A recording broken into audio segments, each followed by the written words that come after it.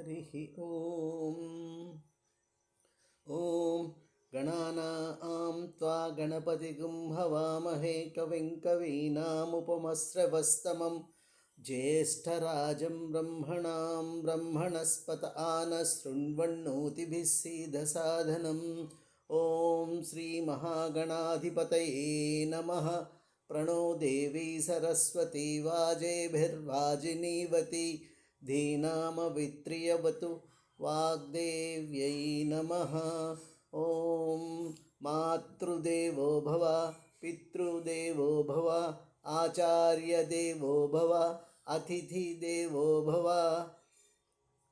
ॐ नमो श्रीशङ्करभगवत्पादजगद्गुरुवे नमः। ॐ नमो भगवते रामानुजायै नमः। अभ्रमं भङ्गरहितम् अजडं विमलं सदानन्दतीर्थम् अतुलं भजे तापत्रयापहं वादिराजगुरून् वन्दे हयग्रीवपदाश्रयान् वादिराजकेसरिणे नमः। ॐ नमो भगवते वासुदेवाय नमः। हरिः ॐ ॐ नमो भगवते वेदव्यासाय नमः। Dear friends, today let's discuss regarding Bhakti, Saranagati, Mukti. Mukti is the ultimate aim of all the living beings. And ముఖ్యంగా మనకు ముక్తే గమ్యస్థానం. సో భక్తి శరణాగతి గురించి ఇవాళ చర్చించుకుందాం. భక్తి అంటే ఏమిటి? భక్తి అంటే పరానురక్తిరీశ్వరే స్వాత్యస్మిన్ పరమ ప్రేమ రూపా భక్తి అని చెప్పబడింది. అంటే భక్తులకు భగవంతుని మీద కల ప్రేమానురాగ భావాల అతిశయమే భక్తి అని. అదేవిధంగా ధృతస్య భగవద్ధర్మధారావాహికాంతగత సర్వేసే మనసో వృత్తిర్భక్తిరభిధీయతే అని నిర్వచింపబడింది భక్తి. ఈ రెండు నిర్వచనాలు భక్తికి మధుసూదన సరస్వతుల వారి భక్తి రసాయన గ్రంథంలో మనకు కనిపిస్తాయి. అంటే రెండవ శ్లోకానికి అర్థం ఏమి అంటే భాగవతులకు గల సన్నిహిత సంబంధమునకు మారు రూపమే భక్తి అని.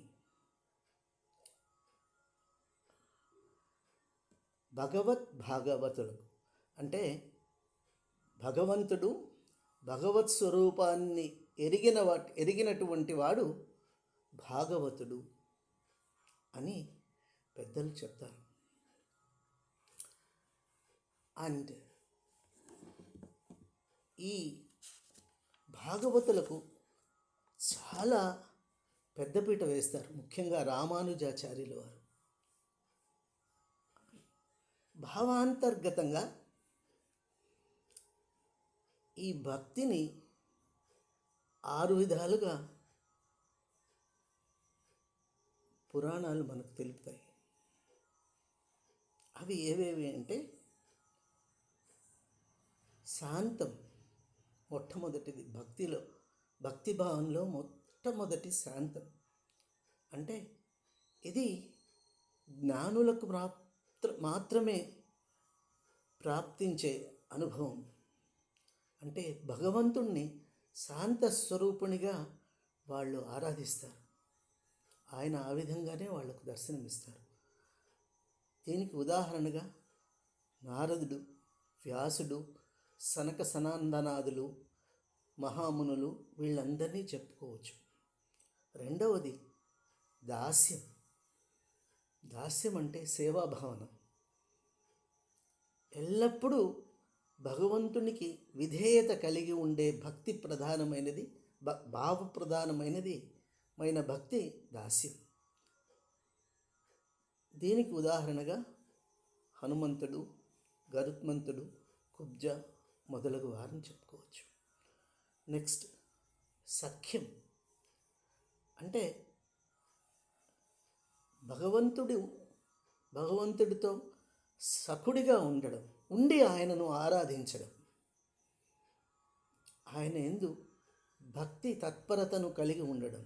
దీనికి ఉదాహరణగా సుగ్రీవుడు, విభీషణుడు, అర్జునుడు, కుచేలుడు మొదలగు వారిని చెప్పుకోవచ్చు.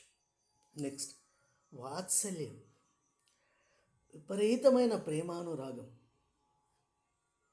దీనికి ఉదాహరణగా దేవకి వసుదేవులు, యశోదానందులు వీళ్ళని చెప్పుకోవచ్చు.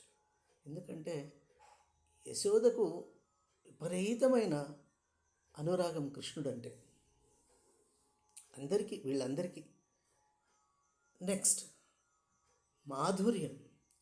భక్తిలో మాధుర్యాన్ని రుచి చూసిన వాళ్ళు, మాధుర్యాన్ని ఆనందించగలిగిన వాళ్ళు ఎవరెవరంటే గోపికలు, రాధ, నందబాలురు వీళ్ళందరూ మాధుర్య భావంతో కూడుకున్నటువంటి భక్తికి ఉదాహరణగా చెప్పుకోవచ్చు. నెక్స్ట్ చివరిది శరణాగతి. అంటే భగవంతుణ్ణి శరణు వేడడం. దీనికి ఉదాహరణగా ధ్రువుడు, మార్కండేయుడు, ప్రహ్లాదుడు, గజేంద్రుడు మొదలగు వారిని చెప్పుకోవచ్చు. సో ఈ విధంగా భావాంతర్గతంగా భక్తి 6 విధాలుగా మనకు పురాణాల్లో గోచరిస్తుంది. దీనిలో శరణాగతి చాలా ముఖ్యమైనటువంటిది. కలియుగంలో ముఖ్యంగా మనకు శరణాగతి తప్ప మిగిలిన భక్తిభావాన్ని కలిగి ఉండడం చాలా కష్టం. ఎందుకంటే అనంతమైన జ్ఞానాన్ని కలిగితే తప్ప శాంత స్వరూపాన్ని మనం చూడలేం. సో ఈ 6 ముఖ్యమైనటువంటిది శరణాగతి. ఈ శరణాగతే మనకు ఈ యుగానికి, కలియుగానికి ముఖ్యమైన భావయుక్తమైన భక్తి. అండ్ పరమాత్ముడు భక్త సులభుడు. అందుకే రామాయణంలో రాముల వారి స్వయంగా చెప్తారు, విభీషణుడు తన అనుచరులతో కూడి రాముని శరణు వేయడానికి వస్తాడు. అప్పుడు రాముల వారు ఒక సమావేశాన్ని నిర్వహించి విభీషణునికి శరణు ఇయ్యాలా వద్దా అని చర్చిస్తారు. చర్చిస్తే ఒక్కొక్కరు ఒక్కొక్క మాట చెప్తారు. ఆయన కొందరేమో లేదు ఇవ్వచ్చు, పర్వాలేదు, విభీషణుడు సాత్వికుడు మాదిరి కనిపిస్తున్నాడు. ఇంకొక ఆయన అంటాడు నమ్మడానికి లేదు, చారుడైనా అయి ఉంటాడు చెప్పలేము, కాబట్టి విభీషణుని నమ్మడానికి లేదు. అండ్ ఇంకొక ఆయన కొన్నాళ్ళు వేచి చూద్దాము అంటారు. ఇంకొక ఆయన అట్లా రకరకాలుగా చెప్తారు. వానర వీరులందరూ అందరి మాటలు విని చివరిలో రాముల వారు ఒక మాట చెప్తారు, సకృదేవ ప్రపన్నాయ త్వయాస్మీతి చ యాచతే అభయం సర్వభూతేభ్యో దదామ్యే తద్వ్రతం మమ అని చెప్తారు. ఇది వాల్మీకి రామాయణంలో ఉంది. అంటే ఏ ప్రాణి అయినా కూడా నా దగ్గరికి వచ్చి నువ్వే శరణు అని నన్ను శరణు కోరినట్లయితే అటువంటి వాళ్ళకి, అటువంటి ప్రాణికి నేను శరణాగతి ఇస్తాను, వారిని నేను రక్షిస్తాను అనేది నా వ్రతం. కాబట్టి నన్ను శరణాగతి కోరినాడు కాబట్టి నేను శరణాగతి ఇవ్వడమే న్యాయము. నేను శరణాగతి విభీషణునికి ఇచ్చి ఆయన్ను పరిరక్షిస్తాను, ఆయన్ను నా సఖుడిగా చేసుకుంటాను అని చెప్తారు రాముల వారు. శరణాగతికి వేరే ఆల్టర్నేటివ్ లేనే లేదు. ఎందుకంటే గజేంద్ర మోక్షం గురించి చెప్పాల్సిన పనే లేదు. మనం గజేంద్రుడు ప్రార్థిస్తాడు, పూర్తిగా అలసిపోతాడు, బలహీనుడైపోతాడు. లావొక్కింతయి లేదు ధైర్యము విలోలంబయ్యే ప్రాణంబులుంఠావుల్ దప్పే మూర్ఛ వచ్చే తనువుండస్సెన్ శ్రమంబయ్యేడిన్ నీవే తప్ప నితఃపరం బెరుగ మన్నింపందగున్ దీను నిన్ రావే ఈశ్వర కావవే వరద సంరక్షింపు భద్రాత్మక అంటాడు. ఓ కమలాప్త యో వరద యో ప్రతిపక్ష విపక్ష దూర కుయ్యో యో కవియోగి వంద్య ఓ శరణాగత మరానోకహ యో మునీశ్వర మనోహర విపుల ప్రభావ రావే కరుణింపవే శరణార్థిని నన్ను కావవే అని ప్రార్థిస్తాడు. అంటే స్వామి, నువ్వు తప్ప నన్ను రక్షించే వాళ్ళు ఎవరూ లేరు. ఫస్ట్ ఆఫ్ ఆల్ లావొక్కింతే లేదు అంటే ఏమాత్రము గర్వము అహంకారము లేదు నా. నెక్స్ట్ ధైర్యం, దీంతో పోరాడి నేను గెలుస్తాననే ధైర్యం కూడా నాకు సన్నగిల్లింది. ప్రాణములు కూడా పోతా ఉన్నాయి, నేను తట్టుకోలేకుండా ఉన్నాను. ఈ బాధ మూర్ఛ వస్తుంది, చాలా శ్రమ కలుగుతూ ఉంది. కాబట్టి నీవు తప్ప నన్ను ఎవ్వరూ రక్షించలేరు తండ్రి, నన్ను రక్షింపు అని. సో ఆయన శరణాగత వత్సలుడు భగవంతుడు. అందుకే భాగవతంలో పోతన గారు అంటారు, ఎంత చక్కగా చెప్తారంటే ఆయన, చిక్కడు సిరికౌగిట చిక్కడు సనగాది యోగి చిత్తాబ్జములన్ చిక్కడు శృతి లతికావళి చిక్కెనతుడు లీలన్ చేతన్ తల్లి రోలన్ చిక్కెనతుడు లీలన్ తల్లి చేతన్ రోలన్ అని. అంటే అల్లరి భరించలేక అందరూ కంప్లైంట్ చేస్తుంటే ఆ రోలుకి కట్టేయాలా అని చెప్పి తల్లి తాడు తీసుకొస్తుందంట కృష్ణుడు బాలుడుగా ఉన్నప్పుడు. అది ఎవ్వరికీ చిక్కనటువంటి వాడు చిక్కడు సిరి కౌగిట, అంటే ఆమె లక్ష్మీదేవి కౌగిట్లోనే చిక్కడంట, ఆయన భార్య కౌగిట్కి చిక్కడంట. చిక్కడు సనకాది యోగి చిత్తాబ్జములన్, అంటే సనకాదులు మహా గొప్ప యోగులు, అంటే వాళ్లకు కూడా ఆయన దర్శనం లభించడం కష్టమంట, అనుకున్న వెంటనే లభించడంట. చిక్కడు శృతి లతికావళి అంటే శృతి నెరిగిన పండితులకు, వేద విద్వాంసులకు కూడా, భక్తులకు కూడా క్షణమాత్రమే చిక్కుతాడంట, చిక్కడంట చేతికి ఆయన. అటువంటి వాడు తల్లికి బద్ధుడై, కృష్ణలీల తల్లికి బద్ధుడై తల్లి చేతికి రోకలితో కట్టబడడానికి తల్లి చేతికి చిక్కుతాడంట. అంత వత్సలుడు పరమాత్ముడు. కొన్ని భాగవతంలో చాలా చక్కగా వర్ణించబడ్డాయి. జ్ఞానులకు, మౌనులకు, దానులకు, యోగ సంవిధానులకున్ భూని నిబద్ధుండగునే శ్రీనాథుడు భక్తయుతుల చేతంబోలెన్ అంటాడు. ఎంత చక్కటి పద్యం అంటే మహావిష్ణువు జ్ఞానులకు కానీ, మౌనంగా ఆయన్ను ఆరాధించే గొప్ప భక్తులకు కానీ, యోగాన్నెరిగిన మహామునులకు కానీ నిబద్ధుడు కాదంట. He will not follow the instructions, he will not be in control of these people. కానీ ఎవరైతే నిజంగా భక్తితో ఉంటాడో, తనను రక్షిస్తాడు భగవంతుడు అనే అపారమైన నమ్మకంతో ఉంటాడో, వాళ్లకు నిబద్ధుడై ఉంటాడంట. అంటే వాళ్లను రక్షించడానికి ఆయన ఎప్పుడూ సిద్ధంగా ఉంటాడంట. అంత చక్కగా చెప్తారు ఆయన దాని గురించి. ఈ శరణాగతిని రామానుజాచార్యుల వారు డిఫైన్ చేస్తారు, చాలా చక్కగా చెప్తారు ఆయన. శరణాగతిని రామానుజాచార్యుల వారు ఏమని చెప్తారంటే, అనుకూలస్య సంకల్ప ప్రతికూలస్య వర్జనం రక్ష్యస్యతీతి విశ్వాస గోప్తృత్వవరణం తథా ఆత్మనిక్షేపకార్పణ్యే షడ్విధ శరణాగతి అంటారు. Probably this is the fine definition of శరణాగతి. అంటే అనుకూలస్య సంకల్ప అంటే శమదమాదులను కలిగి క్రోధవర్జితుడై ఆ భక్తికి అర్హతను సంపాదించుకోవడం, అంటే భగవంతుడికి అనుకూలుడుగా మారడం.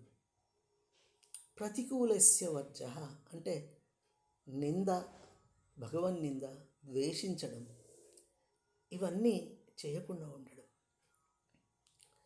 తర్వాత అపారమైన నన్ను రక్షిస్తాడు భగవంతుడు అనేటటువంటి విశ్వాసం కలిగి ఉండడం. నెక్స్ట్, నా స్థితిగతులన్నీ ఎరిగినవాడు భగవంతుడొక్కడే అనేటువంటి స్థిరమైన నమ్మకం కలిగి ఉండడం. నెక్స్ట్, తనకు ఆత్మీయవన్నీ అంటే మనకు ఏవేవి ప్రియమో అవన్నీ భగవదార్పణ చేసేటువంటి విధానం. అండ్ ఫైనల్గా అశక్తతను వివరించడం. స్వామి, అందుకే ఇవన్నీ కలిపే అన్యథా శరణం నాస్తి త్వమేవ శరణం మమ తస్మాత్ కారుణ్య భావేన రక్ష జనార్దన అంటాం. జనార్దన అంటాం, రక్ష పరమేశ్వర అంటాం, Parameshwari, whatever it is. So అంటే రక్షించమని మనస్ఫూర్తిగా మనము భగవంతుని ప్రార్థన చేస్తాం. మనల్ని మనం అంకిత భావంతో మనము సరెండర్ అయిపోతాం. అంటే శరణాగతి మాత్రమే ఒక ఎత్తు. అండ్ రిగార్డింగ్ భగవద్భక్తికి ఆచరించవలసిన నవవిధ భక్తి మార్గాలు వేరే ఉన్నాయి. దానిలో శరణాగతి అత్యుత్తమమైనది. నవవిధ భక్తి మార్గాలు శ్రవణం, కీర్తనం, విష్ణు స్మరణం, పాదసేవనం, అర్చనం, వందనం, దాస్యం, సఖ్యమాత్మ నివేదనం. ఇవి 9 ఉన్నాయి నవవిధ భక్తి మార్గాలు. ప్రహ్లాదుడు కూడా ప్రహ్లాదోపాఖ్యానంలో ప్రహ్లాదుడు హిరణ్యకశిపుడికి చెప్తాడు. ఇది భాగవతంలో చక్కగా వివరించబడింది. తను హృద్భాషల సఖ్యమున్, శ్రవణమున్, దాసత్వమున్, వందనార్చనముల్, సేవయు ఆత్మలో నరకయున్, సంకీర్తనల్, చింతనంబను నీ 9 భక్తి మార్గంబుల సర్వాత్మున్ హరిన్ మది నమ్మి సజ్జనుడయునుట భద్రమంచు తలతున్ సత్యము దైత్యోత్తభ అని చెప్తాడు ప్రహ్లాదుడు. అంటే భగవంతుడు తప్ప నన్ను ఎవరూ రక్షించలేరు. సో నేను ఏమవ్వాలనుకుంటున్నాను అంటే, నేను ఉత్తముడిగా, సజ్జనుడిగా ఉండాలనుకుంటున్నాను. ఈ నవవిధ భక్తి మార్గాలను ఆచరించి భగవంతుని శరణు పొంది నేను ఆయన భక్తుడిగా, సజ్జనుడిగా ఉండాలనుకుంటున్నాను అని చెప్తాడు. ఇదే ఈ శరణాగతినే ఇన్ఫ్యాక్ట్ శంకరాచార్యుల వారు కూడా భజగోవిందంలో అదే చెప్తారు. భజగోవిందం భజగోవిందం గోవిందం భజ మూఢమతే అని.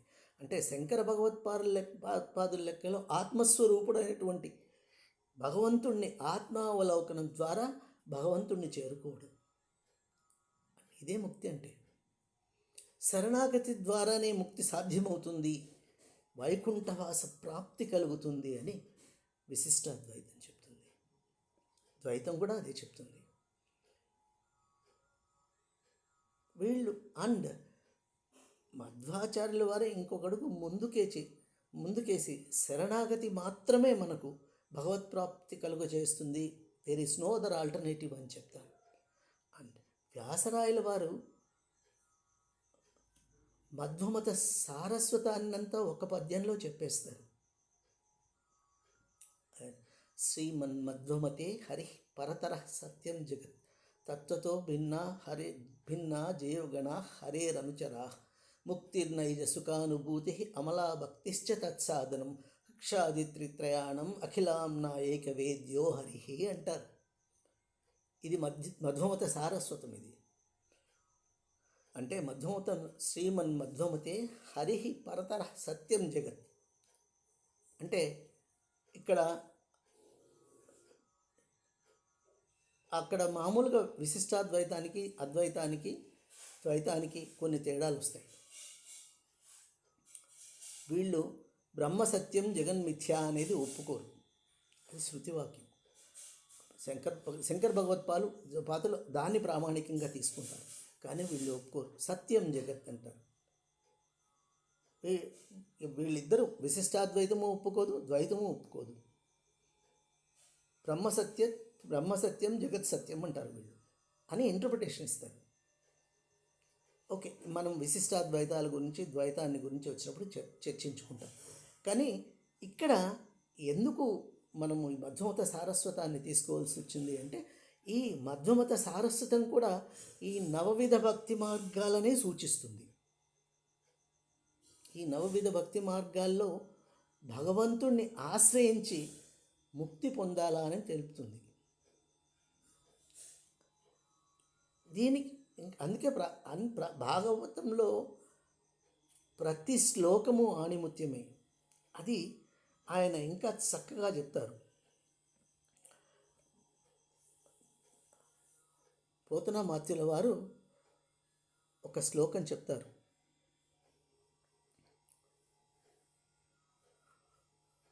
ఈ భగవత్ ప్రార్థన గురించి, ఈ శరణాగతిని గురించి, శరణాగతిని గూర్చి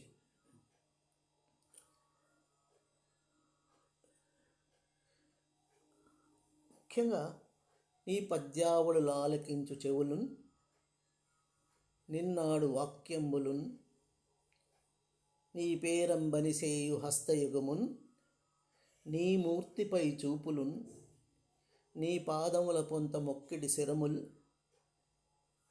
నీపై చింతనము, నీపై బుద్ధులు మాకు నిమ్ము కరుణన్ నీరజపత్రేక్షణ అంటారు ఆయన. ఇంకా దీనికంటే చక్కటి వర్ణన ఉండదేమో శరణాగతి అంటే. అంటే స్వామి, నీ కీర్తనలను, నీ లీలలను విని తరించే చెవులు, నీ ఏ వాక్యమైతే నిన్ను వర్ణిస్తుందో ఆ వాక్యాలు, నీ సేవ చేసేదానికి ఏ హస్తయుగం అయితే నీ సేవ చేస్తుందో ఆ హస్తయుగము, నీ సేవ చేసి తరించేటటువంటి హస్తయుగము, నీ పాదములకు మొక్కి నమస్కారం చేసే శిరము అంటే తల, ఎప్పుడూ నీ మీదే ధ్యాస కలిగి ఉండడము, నీ మీదే చూపులు కలిగి ఉండడము, నీ గురించే ఆలోచించడము, ఇవన్నీ నాకు దయతో కలుగచేయి నీరజపత్రేక్షణ అంటే మహావిష్ణువును ఈ విధంగా ప్రార్థిస్తాడు. సో ఈ యుగానికి శరణాగతి తప్ప వేరే గత్యంతరం లేదు. ఎందుకంటే భక్తి భావనకు పరాకాష్ట మిగిలినవన్నీ శరణాగతి మాత్రమే. అండ్ భక్త సులభుడు భగవంతుడు అనేదానికి ఇంకా గజేంద్ర మోక్షం కంటే బెస్ట్ ఎగ్జాంపుల్ లేదు. గజేంద్ర మోక్షంలో ఆయన అలా వైకుంఠపురంబులో నగరిలో నామూల సౌదంబు దాపల మందార వనాంతరోతర ప్రాంత కాంతేజు కాంతోపలోపల పరత్పర్ కాంత అలా వైకుంఠపురంబులో నగరిలో నామూద సౌదంబులో మందార వనాంతర ప్రాంత కాంతే ప్రాంత అలా వైకుంఠపురంబులో నగరిలో నామూల సౌదంబు దాపల మందార వనాంతర ప్రాంతోపలోత్పల పర్యంకర మహావినోదేగు నాపన్న ప్రసన్నుండు విహ్వల నాగేంద్రము పాహి పాహి అయిన ఉయ్యాలించి సంరంభి అయి సిరికింజెప్పడు శంఖచక్రేగు ముంచేదోయి సంధింపడే పరివారంబు జీరడబ్రకుపతి మన్నింపడ ఆకర్ణికాంతర తమిళ్ళ ముంజక్కనొత్తడు వివాద ప్రవృత్తిత సిరికుచో పరిచయలాంచలమైన వీరుడు గజ ప్రాణావనోత్సాహి అయిన. అంటే ఎక్కడో ఆయన మందారవనంలో ఎక్కడో ఆ వైకుంఠపురంలో ఎక్కడో ఉంటాడంట, ఎక్కడో ఆమెతో క్రీడిస్తూ ఉంటాడంట. అటువంటి వాడు వలన ఈయన పాహి పాహి అనగానే నన్ను రక్షించు తండ్రి, నీవు తప్ప నాకెవరూ దిక్కులేను అంటూనే ఉన్న బలంగా లేస్తాడట. అంటే దిగ్గున లేచి పెళ్ళానికి చెప్పడు, గరుత్మంతుణ్ణి పిలిచడు, ఆయుధాలను ధరించడు, అంత అర్జెంటుగా పరిగెత్తుకొని వస్తాడంట. ఆ వర్ణన ఎంత చక్కగా ఉంటుంది అంటే గజేంద్ర మోక్షం డిస్కస్ చేసినప్పుడు మనం will discuss all these things. ఆయన ఎక్కడ ఎంత ఎంత భక్తి సులభుడు అంటే, ఎక్కడ ఉన్నాడో చూపించమంటే, హరిని చూపించమంటే ప్రహ్లాదుడు కూడా చెప్తాడు ఆ మాట. ఎక్కడ చూస్తే అక్కడే ఉంటాడు. ఎందెందు వెదకు చూసిన అందందే గలడు దానవాగ్రిని వింటే అని. అంటే ఎక్కడ వెతికినా అక్కడే ఉంటాడంటే ప్రహ్లాదుడిని రక్షించడానికి స్తంభంలో ఉంచి నారసింహుడై వస్తాడు. సో శరణాగతికి ఆల్టర్నేటివ్ లేదు. అందుకే మనము భగవంతుడి మీద అపారమైన విశ్వాసం కలిగి భగవంతుణ్ణి నమ్మితే ఈవెన్ నామస్మరణం కూడా మనకు ముక్తి మార్గాన్ని సూచిస్తుంది. మనం మోక్షపదాన్ని పొందుతాం. నామస్మరణమైనా చాలు. కానీ అది అంకిత భావంతో కూడుకున్నదై అటువంటిదై ఉండాలి. భగవంతుణ్ణి మనము ఆర్తితో రామా అంటే ఆ పిలుపు భగవంతుణ్ణి చేరుకుంటుంది అని చెప్పబడింది. చాలా ఉదాహరణలు ఉన్నాయి వీటికి. నామస్మరణ కంటే ఉత్తమమైనది వేరే మార్గం లేదు. పూజా విధానాలు నవవిధ భక్తి మార్గాల్లో ఏదైనా మనం ఆచరించవచ్చు.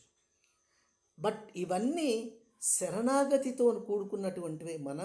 నువ్వే శరణు, నన్ను రక్షిస్తావు తండ్రి అనే అపారమైన నమ్మకము, విశ్వాసము కలిగి మనం చేస్తేనే అవి భగవంతుణ్ణి చేరగలుగుతాయి. అవి భగవంతుణ్ణి చేరితే ఒక్కసారి భగవంతుణ్ణి మనం కదిలించగలిగినటువంటి ఆర్తితో ప్రార్థన, శరణాగతి చేస్తే తప్పకుండా మనల్ని భగవంతుడు ఏదో ఒక రూపంలో వచ్చి రక్షిస్తాడు. భగవంతుడే మనల్ని వచ్చి మనల్ని రక్షించాల్సిన పని లేదు. We have been experiencing so many things. There are so many instances in the life of every individual. And whenever you had hard times, someone will come you. Suppose if I am going in a road, some accident happens, somebody will come and lift me. They will give their hand. They will take me to hospital. The things are still happening. That humanity is godliness. భగవంతుడు ఆయన వేరొకరి ద్వారా మన గమ్యాన్ని చేరేట్టుగా చూస్తాడు, రక్షిస్తాడు. ఇదే భగవద్లీల. So ఈ భగవద్లీలను అర్థం చేసుకోవాలంటే భాగవతుల ద్వారానే మనం అర్థం చేసుకోగలుగుతాం. భాగవతుడు అంటే భగవంతుడు ఎరిగినటువంటి వాడు. ఆయన్నే మనం గురువు అని ఆశ్రయిస్తాం. సో ఆయన ద్వారా కూడా మనము భగవంతుణ్ణి చేరుకుంటాం. అందుకే శ్రవణం కూడా నవవిధ భక్తి మార్గాల్లో చాలా ముఖ్యమైనది. శ్రవణం అంటే ఆయన లీలను వినడం. తర్వాత ఇంకా అన్యథా శరణం నాస్తి అని మనం అన్నప్పుడు ఆయనే చూసుకుంటాడు.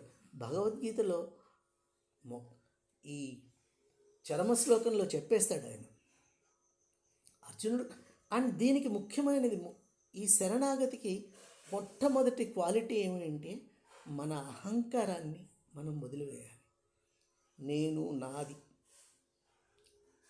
ఎప్పుడైతే మన అహంకారాన్ని వీడి మనము భగవంతుని శరణార్థులం అవుతామో, ఆయన శరణు కోరుతామో, మనస వాచ ఆయన అంకిత భావంతో ఆయనను ప్రార్థిస్తామో, అప్పుడు ఆయన మనల్ని కటాక్షించి రక్షిస్తాడు. అర్జునుడు ఇదే చేస్తాడు భగవద్గీతలో. నా చేత కాదు, నేను I'm not able to fight. See the boy is getting out of my hands, he says to Krishna, and all the people are my people, and I'm not. And he goes to the extent of stating that, and what else I am going to get? నేను వీళ్ళందరితో యుద్ధం చేసి నేనేం బాగుకుంటాను అంటాడు. నాకు ఇంకా వేరే ఏం చేత కావట్లేదు. గాంధీవం పడిపోయింది, తను వణుకుతోంది, మాటలు రావట్లేదు. అని నువ్వు తప్ప నన్ను ఎవ్వరూ రక్షించలేరు కృష్ణ, ఏమి పరిస్థితి అంటే అప్పుడు ఆయన నకాంక్షే విజయం కృష్ణ నచ రాజ్యం సుఖాని చ కిం నో రాజ్యేన గోవింద కిం భోగైర్ జీవితేనవా. నాకేమీ వద్దు, ఏ రాజ్యం కావాలా ఇవన్నీ వద్దు నాకు, నాకేమీ అక్కర్లేదు, నేను యుద్ధం చేయను అంటే కిం కర్తవ్యం అనే స్టేజ్లో వచ్చినప్పుడు భగవంతుడు ఆయన్ను కన్విన్స్ చేసి ఆయన్ను అంటే ఒక మోహాంధకారానికి లోనైనటువంటి అర్జునుణ్ణి కార్యోన్ముఖుని గావించి ఆయన ద్వారా కురుక్షేత్ర యుద్ధం జరిపి ఆయన సమాజాన్ని రక్షిస్తాడు, శాంతి స్థాపన గావిస్తాడు. అది భగవద్గీతలో అంతా ఇదే చెప్తాడు. దానిలో కూడా ఆయన చరమ శ్లోకం అంటారు దీన్ని. లాస్ట్లో చెప్పేదంతా చెప్పేసేసి అంటే he starts with the highest note. ఆయన జ్ఞానయోగంతో స్టార్ట్ చేస్తాడు, సాంఖ్యయోగం. ఆ తర్వాత మెల్లగా అంటే almost it's something like a PhD course. అక్కడి నుంచి slowly he goes on reducing his standard. తర్వాత మెల్లగా భక్తి ఒక్కొక్క దాన్ని తగ్గించుకుంటూ వచ్చి లాస్ట్లో ఇంకా నువ్వు చేసేదంతా సర్వధర్మాన్ పరిత్యజ్య మామేకం శరణం వ్రజ అహం త్వా సర్వపాపేభ్యో మోక్షయిష్యామి మా శుచః అని చెప్తాడు. నాయన నువ్వు చేసే ప్రయత్నం అంతా నువ్వు చెయ్యి, ఆ తర్వాత ఫలితం నాకు వదిలేసేయి, నేను నిన్ను రక్షిస్తాను అని చెప్తాడు. దీన్ని చరమశ్లోకం అంటారు ముఖ్యంగా శ్రీ వైష్ణవులు. భగవద్గీతలో this is the concluding point of Bhagavad Gita.